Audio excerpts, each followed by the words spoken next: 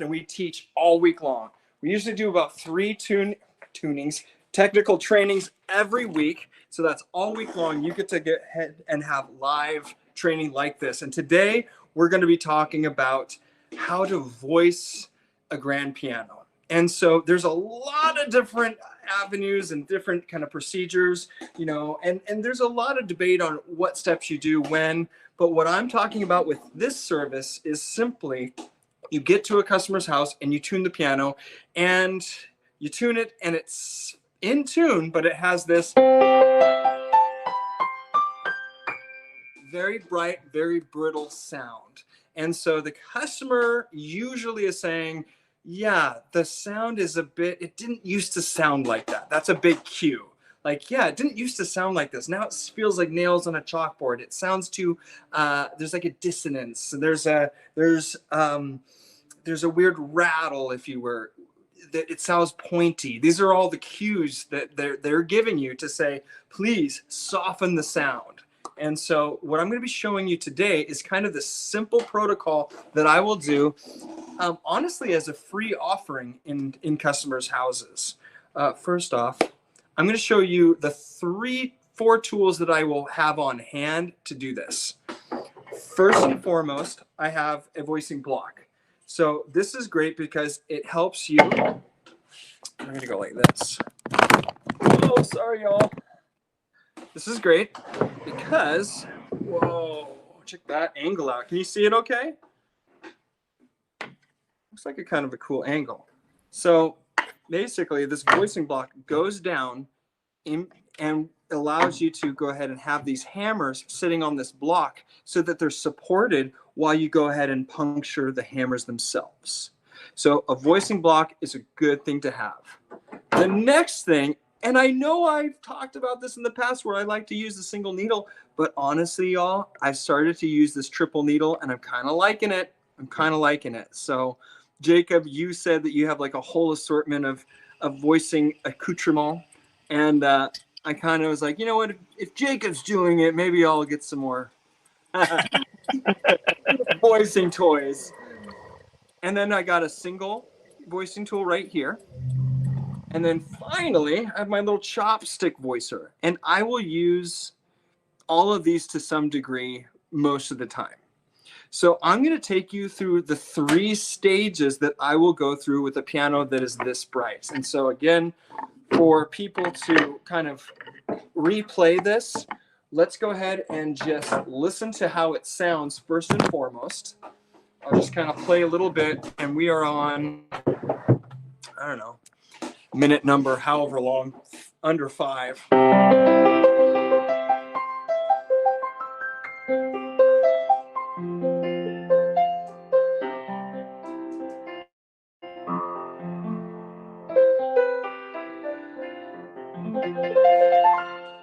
it has that bright, more of a brittle sound. It's got a lot of bite to it, I would say.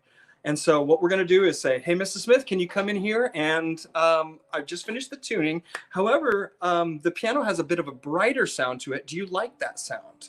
You know what? No, I don't like that sound. My kids are playing Mary Had a Little Lamb, and it's just like nails in the chalkboard. I just can't stand it. Okay, that's no problem. What I can do is go ahead and soften the sound. Really? How do you do that? Well, basically, you have the hammers that are constantly hitting the strings, and that felt that surrounds that core gets harder and harder, therefore makes the sound harder and harder, brighter and brighter. So I have special tools that we can go ahead and soften the hammers, therefore softening the sound. Would you like me to do that? Totally, absolutely, soften it. Okay, if the brightness is right now at a level 10, what would you like it brought down to? Most of the time people will say a 7. And that's a good, okay. Jacob, is that roughly what you've heard a lot of people say? Yeah, I've heard either like 5 to a 7. Yep, I would say 5 to 7. So 6 or 7 is a lot what I get. So you'll say, great, go ahead and get started. And what I typically will do is go ahead and do kind of a sample note. So I'm never starting in the bass. The bass I want to really protect. I want to do very minimal, and because I want that to really punch out, just like I did in the upright.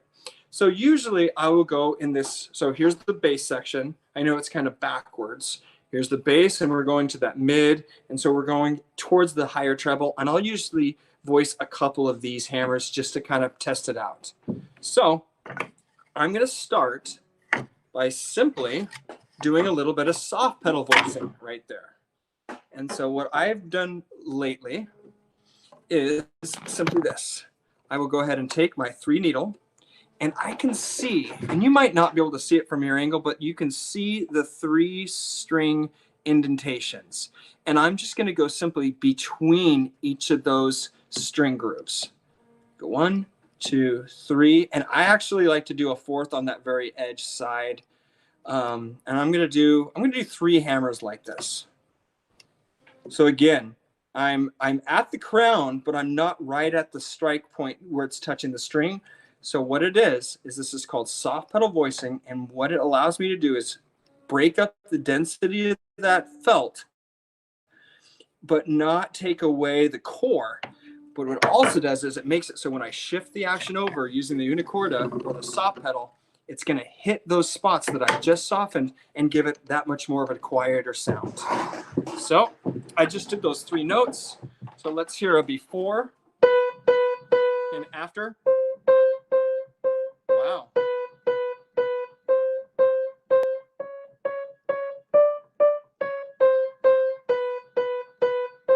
So that did something right there. And so I'm also going to go ahead and try it with the shift pedal now.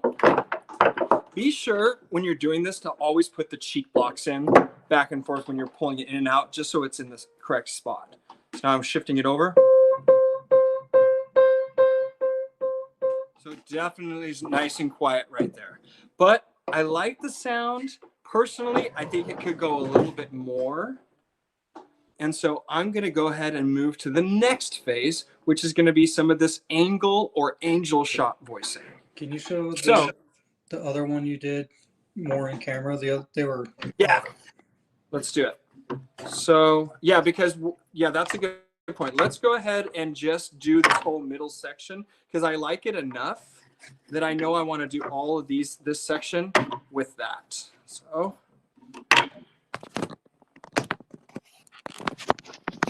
here we go.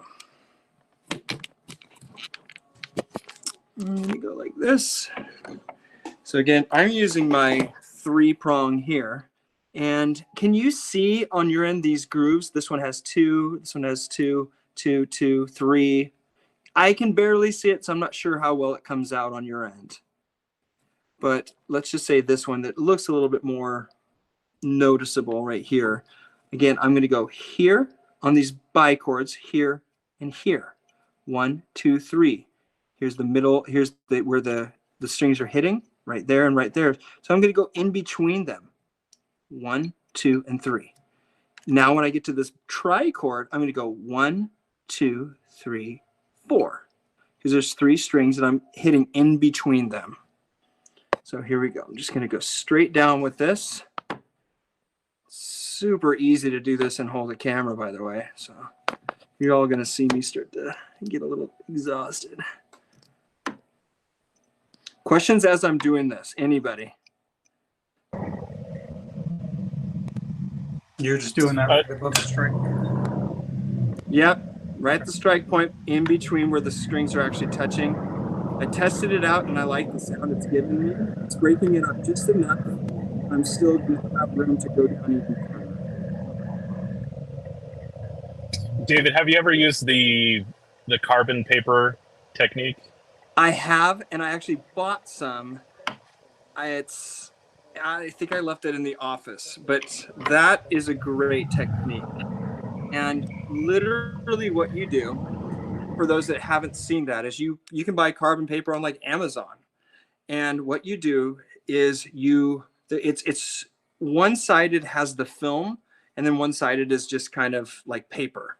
What you do is you put the film side up, the inked side up, and lay it on the hammers, and then you slide it into the piano, and then pound it. And what that does is it makes it so that that ink residue is now resting on the bottom side of those strings. Then you pull that paper out, slide the action back in, and pound the notes. And it makes an impression, a beautiful impression of where the strings are on the hammers themselves. And it works really great. Usually it's really good for pianos that are either brand new with no grooves or hammers that you've just surfaced.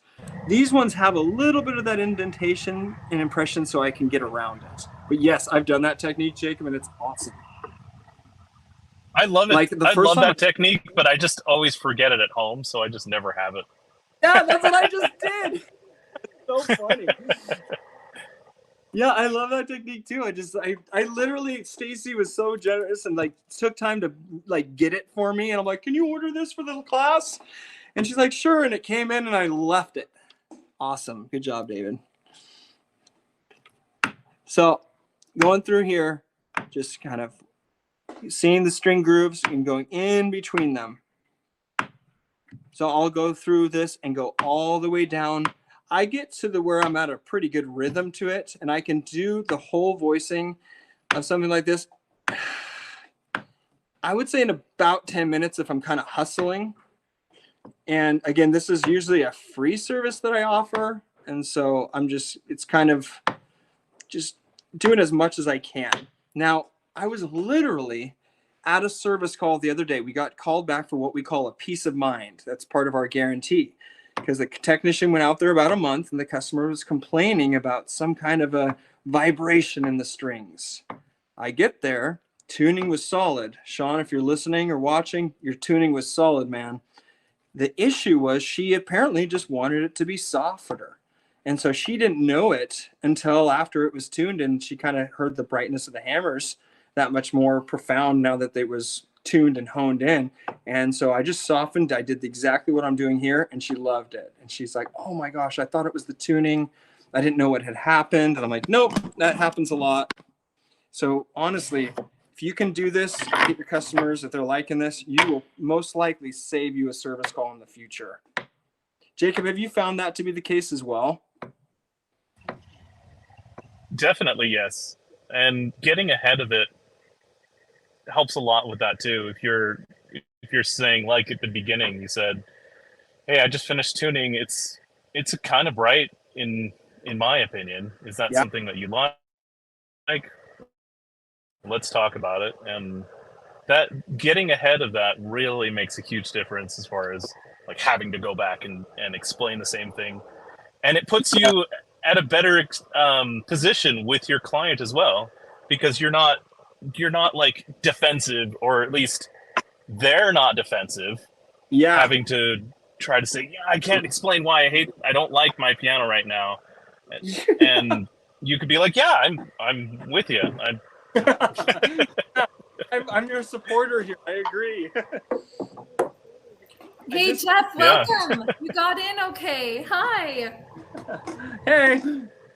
So I just voiced down the center section, and I just did the soft pedal voicing. So let's just kind of listen.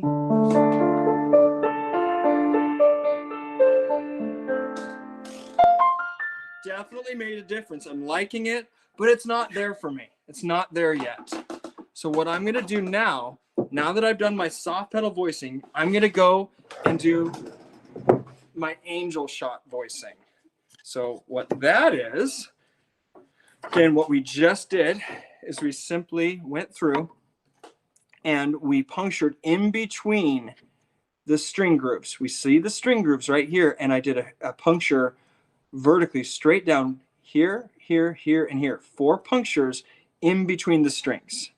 The next thing that we're going to be doing, and I like to use this single needling tool right here for this.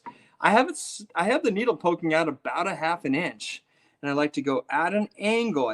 I'm at the very end of that string groove that I can see, and I'm going straight back, roughly at a 45, kind of at this angle. So that's the next thing that I'm going to do, and I'm going to start in right here on this side of it. Questions about this? Are you able to see it okay? Here we go.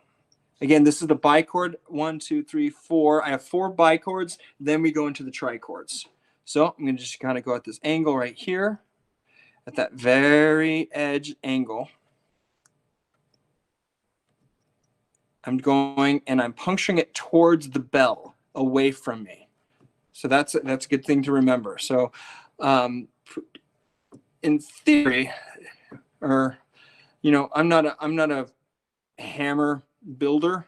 I just know that the going theory, at least right now, and I think it's been there for a while, is if you attack this back end like what we're doing towards the tail end of the piano, you're softening the sound without killing the power.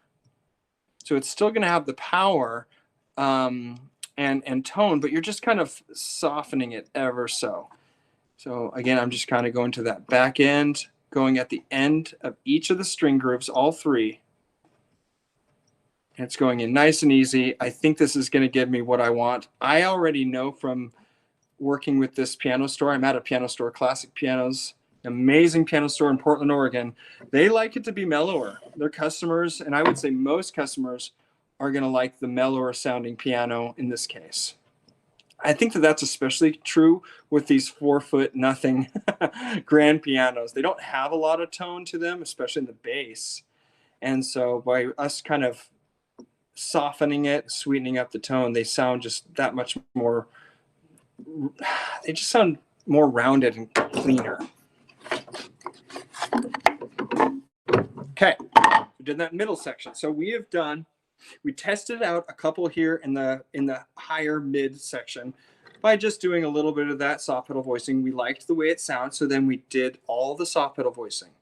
The soft pedal voicing, again, is where you see the string grooves poke down vertically in between them. I do 4 pokes, boom, boom, boom, boom. You can do 3 pokes and leave that far right edge, but I typically will do 4. And then we played it, and I liked the way it sounded, but I felt like I could go even more. So then the final thing we just did was actually softening and doing the angel shot, which is kind of at this angle at the end of the string grooves. And I would say it's at about a 45. So let's listen to see what we got.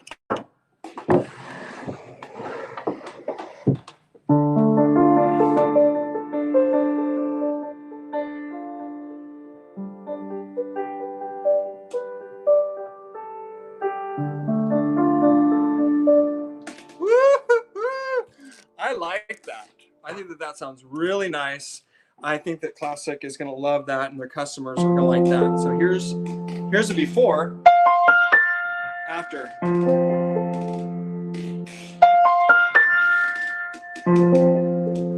Just that sweetness to it. And so as you can see, it's not a lot of work, but it makes a big difference. So from here, what I'll typically do is I'll shift over to now the bass section, and I'm just going to do the soft pedal voicing in the bass because I want to break up some of that felt and that density, but I do not want to kill the tone. So I'm going to be kind of treading lightly, but I know that I want to do a little bit of breaking of the felt, and I want to make sure that we're consistent with the soft pedal voicing. So let's go ahead and do that. Questions about this so far?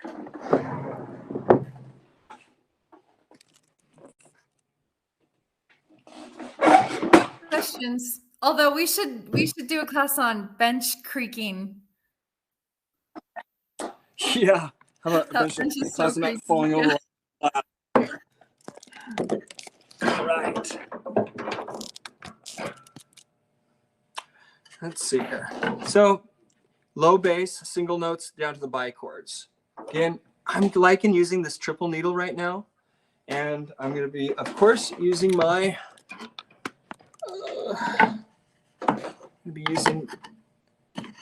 block right here. Yeah, highly recommend. You don't have to spend a lot of money on getting a block. You can use just a block of wood, but get something because it really is good to help brace up the hammer and help get those needles in. So again, we have the string groove right here. So I'm actually going to go to the left and the right hand side of it. Straight down, left side of that string groove, right side of that string groove. Left and right.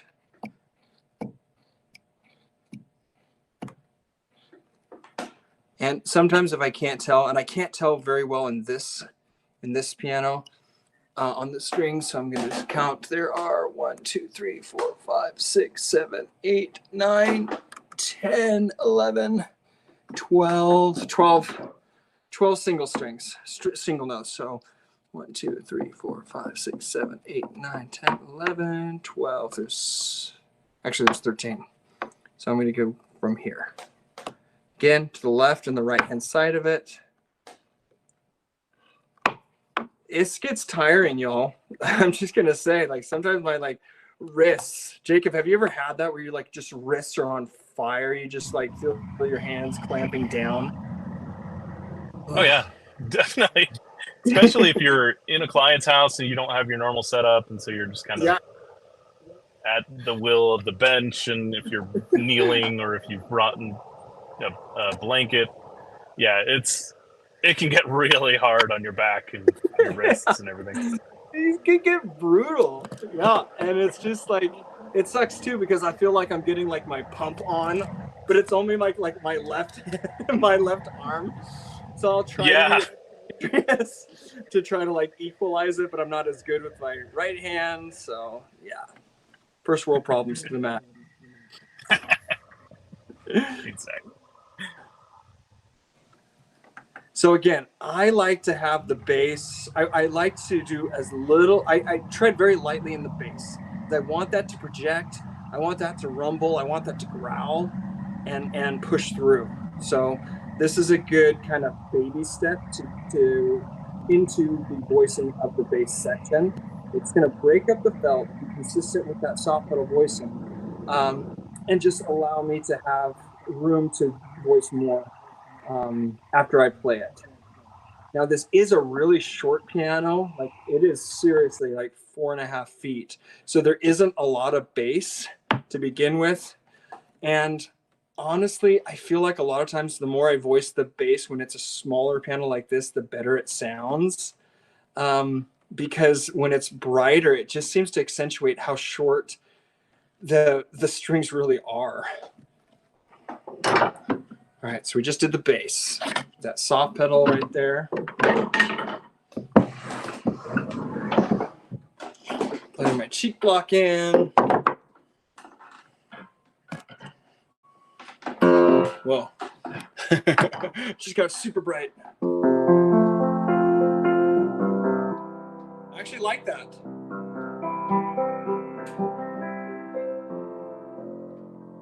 Again, this is the bass. Not a lot. But we took down that weird abrasive-y brass sound, you know?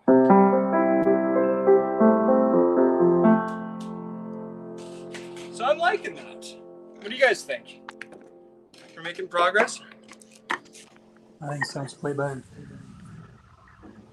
Well, I'm sweating enough, so that means we're doing something, right?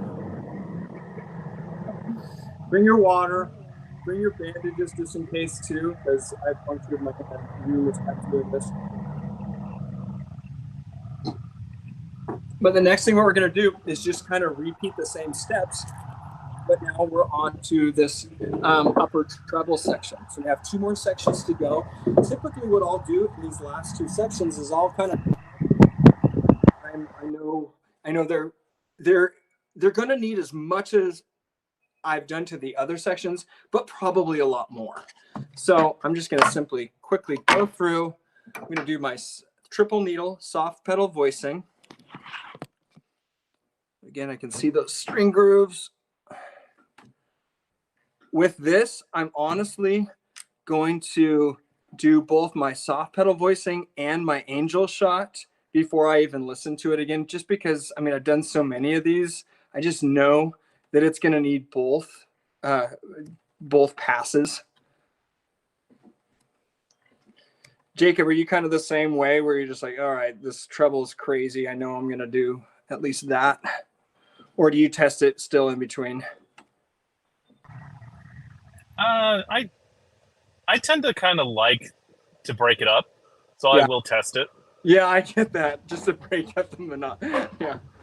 Give your arm. Yeah, well, also like you're saying, you're cramping, so it's kind of nice to go, okay, let me stretch this a little bit. And, So I like to move it around a little bit. Is there anything that I'm doing that you've like, oh yeah, I've done that, but I also add this technique?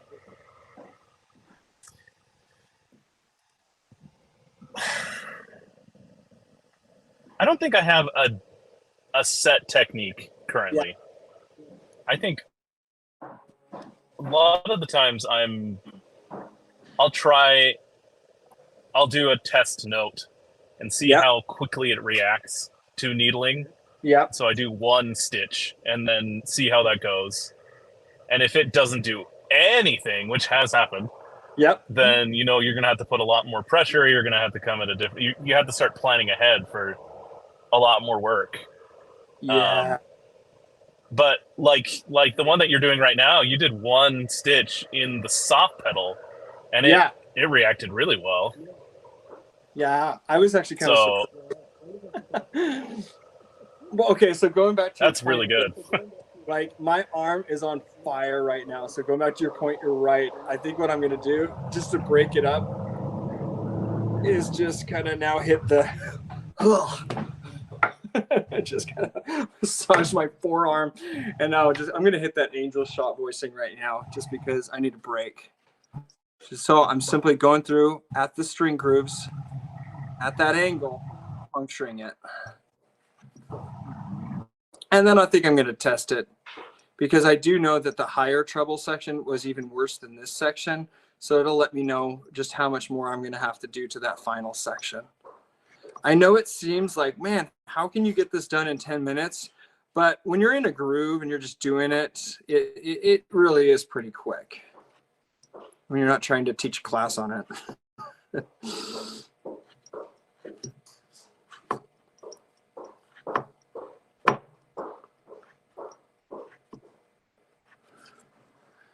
I remember when I first saw this kind of stuff, it was just so helpful to see somebody who had done it a while, just to kind of show like, okay, this makes sense. And then to hear the difference, because kind of doing it on your own without having at least kind of this, somebody to show you, it can be kind of intimidating. So I get that.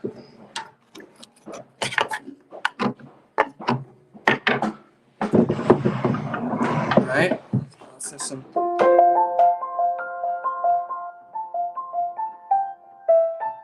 So funny enough, like I like a lot of this, but that A still is jumping out. So I'm like, I like a lot of this, but that A is jumping out. And that, my friends, is when you will start to use this guy. So the nice thing about this tool is at the very end, when you go through, you will take your chopstick voicing tool and simply, let's see if I can get a good angle of this. I like to come in through right here and just start to kind of poke around a little bit. I'm hitting some, you're not gonna be able to see that well, but basically what I'm doing is I'm poking around, and it basically looks like this from the top view. It's this coming in and going through and then tapping a little bit here and there. And I'm just playing it in between the pokes, just kind of poking around on it into where I feel like it's evened with the other notes. The nice thing is, you can have the piano action in there and you're just kind of doing your trills. You're going back and forth and kind of walking up and down the octave and just kind of poking around and just evening up. And this is the tool for that. So we're going to do a little bit more of that at the very end. But overall, I'm actually liking the sound. So I'm just going to do that one last time to the upper treble. My arm's feeling better. I'm good for that last bit. You laugh, but it's one of those things. It's surprising how sore your arm gets doing this. I didn't expect it, because when my mentor told me about it, I was like, yeah, whatever, you're old. Just laughing, and he'd laugh too. He's like, yeah, you try it. And sure enough, I'm like, whoa, this is hard. Because you're having to poke it just right, keeping everything just in the right place, which takes muscle control. And then you're having to jab in there fairly hard. questions about anything that we're doing here? Victor, I know you're just bubbling with questions. Victor's like, no, I got it. Voicing is one of the few things I'm confident in. But Nice. this is nice to see your sequence. I do like to do what you do. I'll usually just, if I've tested one or two, I'll just go ahead and do the whole keyboard just to save time. Yeah. It's just faster. Yeah, every once in a while there'll be one or two notes I maybe took it too far, but I don't have a problem with it. Yeah. And I've done that too, where I've took it too far and then I'm like, oh my gosh. So then I'll come back and I'll just take the reverse side. I'll just like pound it back in. Yeah, exactly. Or I'll just let it, I'll keep hitting the key against the stretcher or something and it comes up okay. Yeah, totally. Yeah, but as you can see, this is a service you can do. Tread lightly, go through the stages like I've kind of shown you, and you'll just kind of go into the deeper end one little bit at a time. Don't just make a giant plunge. But you will find, and we've listed this in our other videos, is this is part of one of those 3 wow factors. And it really is. I'm going to play this when we're done, and you're going to be like, oh my gosh, that's, 10 minutes of work knowing what to do just makes a massive difference for pianos like this. And your customers will absolutely love you for this.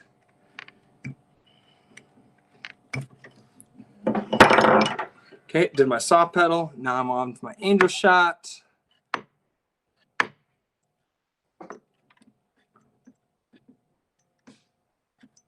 Keep in mind, I know it's reverse, but I'm pushing that needle towards the tail end of the piano. This is the front end of the piano. This is the tail end. So I'm pushing it towards the tail end.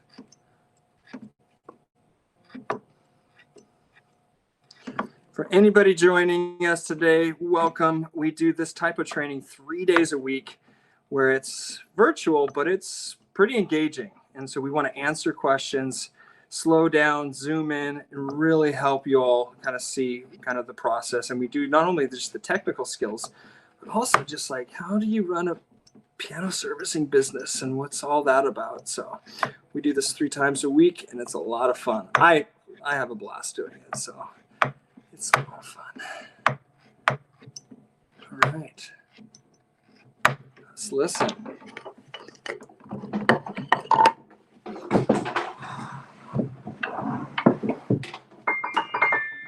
So I'm okay with that. Let's see. Uh-oh, what did I do? Can you all hear me or see me? Can see you. You're good. Hello? Yeah. Yeah, you're good. We're good? Okay. So let's go ahead and try this.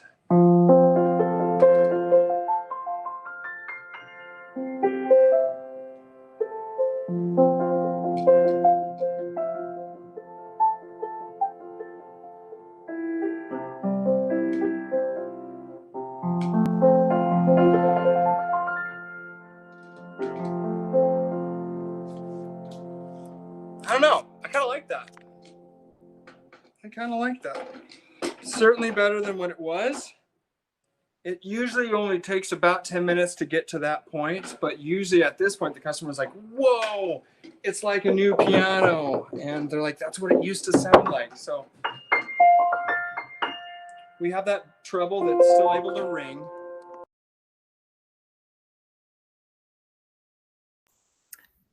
I think we just lost him for a second. He'll be back. It's okay.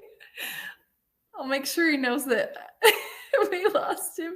He must have. There you are. You're back. Okay. Can you all hear it?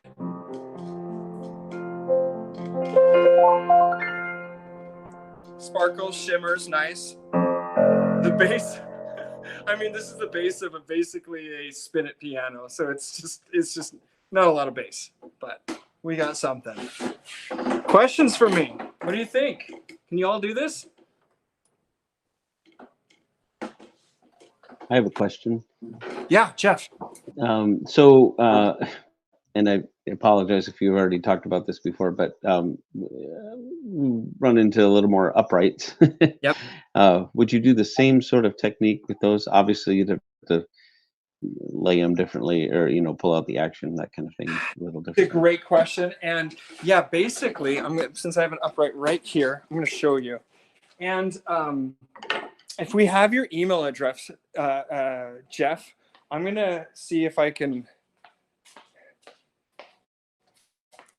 coax Stacy into like sending you our upright one that we recently did, because it kind of goes over this. But yeah, what we do is very similar. I'm going to open this up because this is a Falcone, and I'm sure Jacob knows how Falcones sound.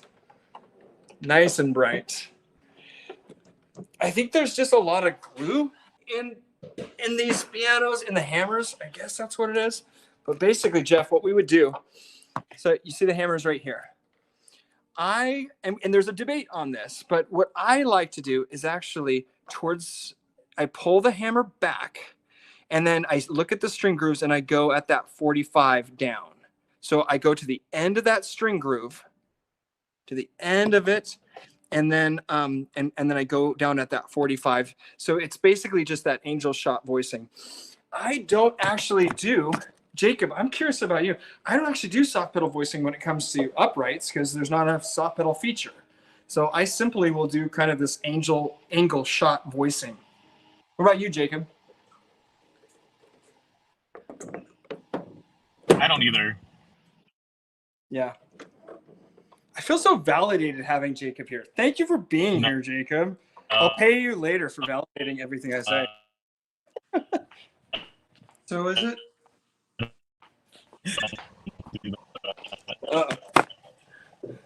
Jacob's cutting out. Because it's not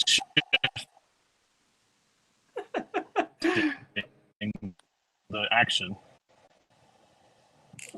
So, You're cutting out. sorry, can you hear me now? Yeah, there you are. Oh, there's no way. Yeah, Jacob's just on. Justin, what were you saying?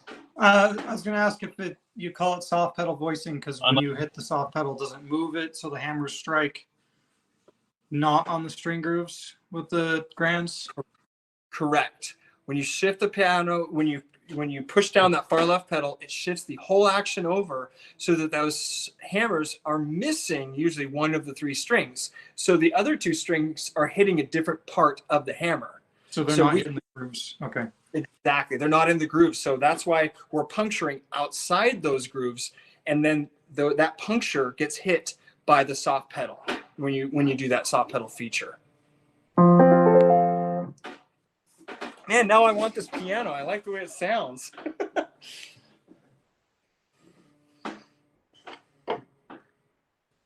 But yeah, Jeff, we have a full before and after of the upright. And to be honest, the process is a little bit easier on the uprights. There's less that you can do, and therefore there's less that we do. And so it does make a big difference just doing that kind of angled puncture right there. And I would say that you're going to do mostly uprights. I mean, we have most of our customers are upright customers. I would say 3/4 of the customers out there have a spinet console or an upright, and 1/4 of them have a grand. Stacy, would that be about right? Yeah, that sounds about right to me. Yeah. I wanted to look and see for sure, but You yeah, would know the exact numbers. Oh I would know. I would know.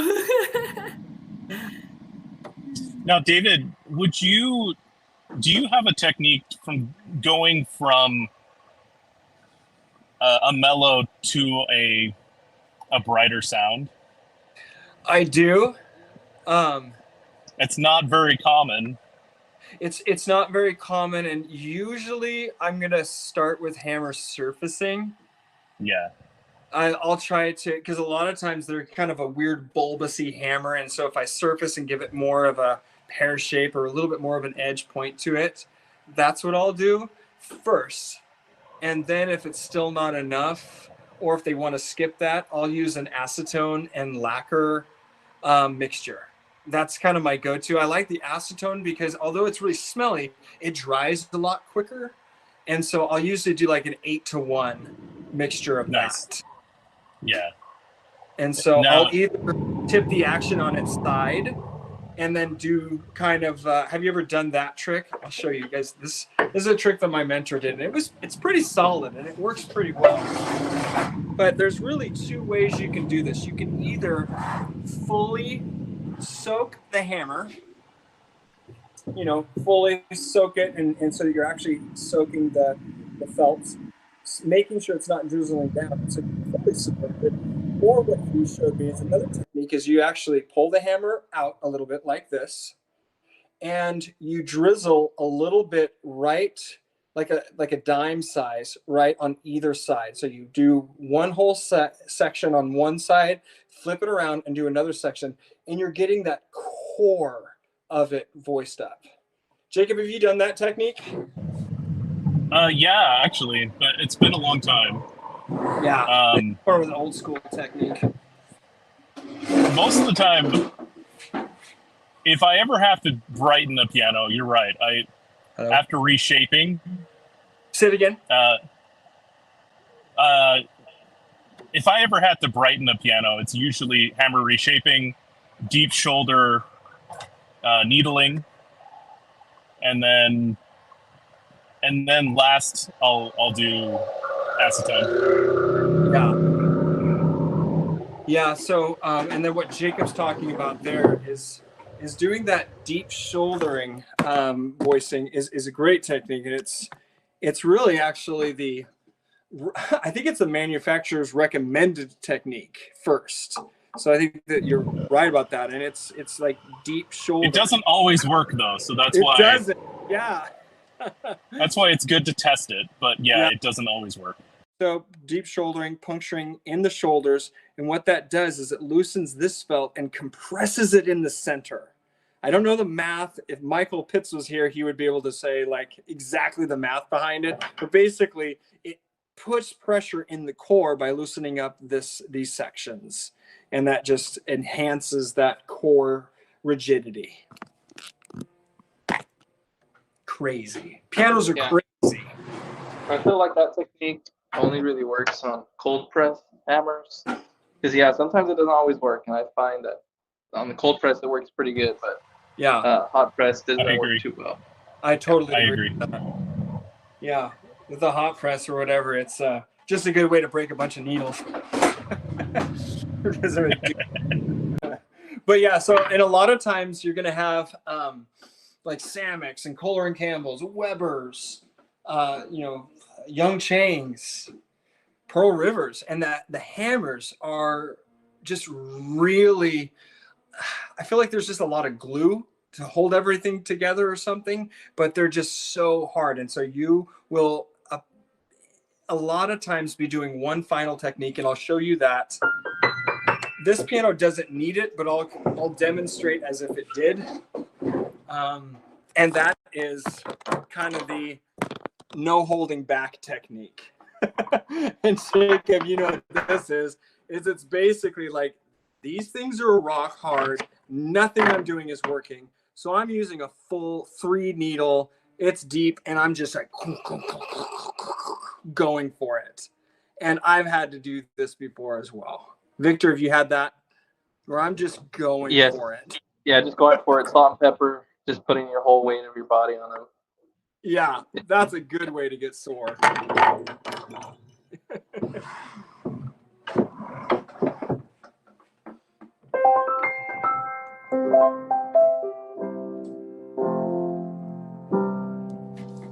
I'm happy with it. I like it. I think that it sounds good. I think this is a sellable piano now, and somebody's going to really be drawn to the sweetness, and that's what it is. We just made it a lot sweeter, more rounded, and it's just kind of a buttery sound. And people are usually not used to that. They're used to, with these smaller pianos, having a very abrasive, in-your-face sound. And so when you do this to your customers, they're usually just like mind blown. You just made their day for sure.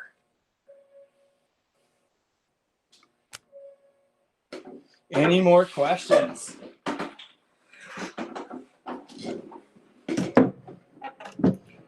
I just got a Samick Grand for the Portland office.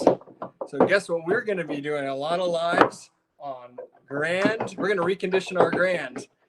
And then we're going to be doing a lot of fun stuff with that. So a lot of the videos that we've done in the past are with our upright that we have at the office. And now we got a Grand. So I don't know, we have 200, 150, 200 videos with the upright. We got a lot of work to do on the Grand.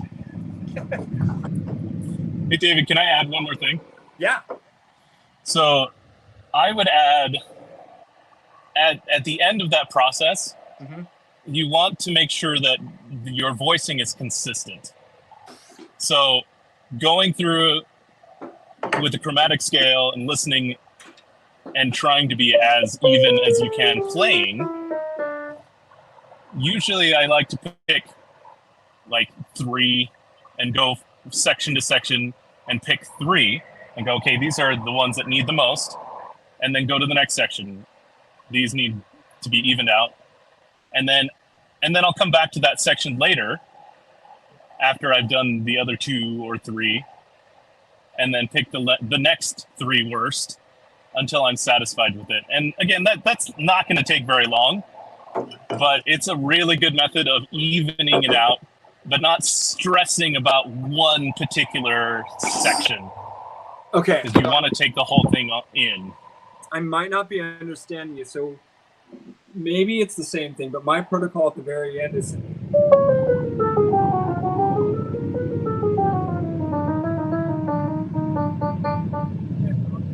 like this a little bit more than the neighbors. I use my chopstick tool and start to poke around. Is that kind of what you're talking about, or? Yes. Okay. Yep.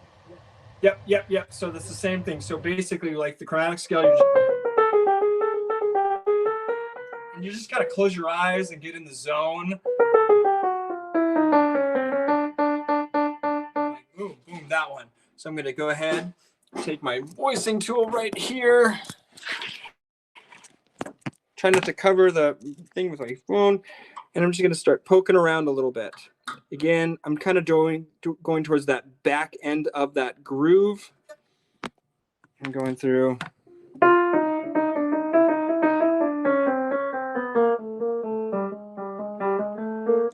And like Jacob said, it doesn't take long, but you might find a couple of them that are like, whoa, I must not have even hit that one because it stands out like a sore thumb.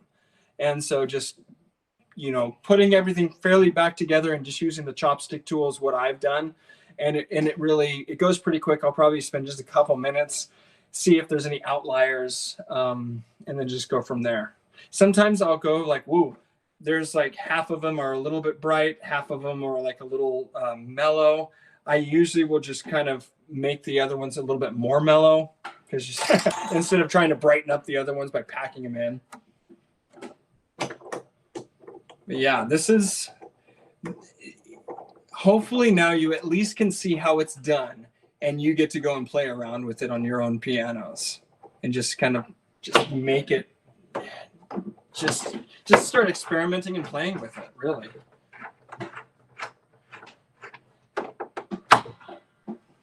Whew.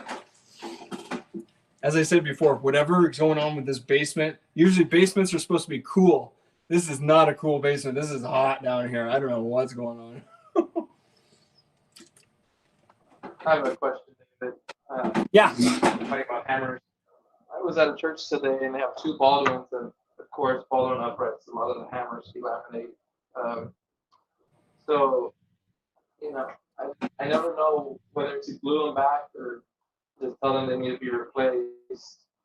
Do you have a technique for when you glue hammers back, delaminating felts?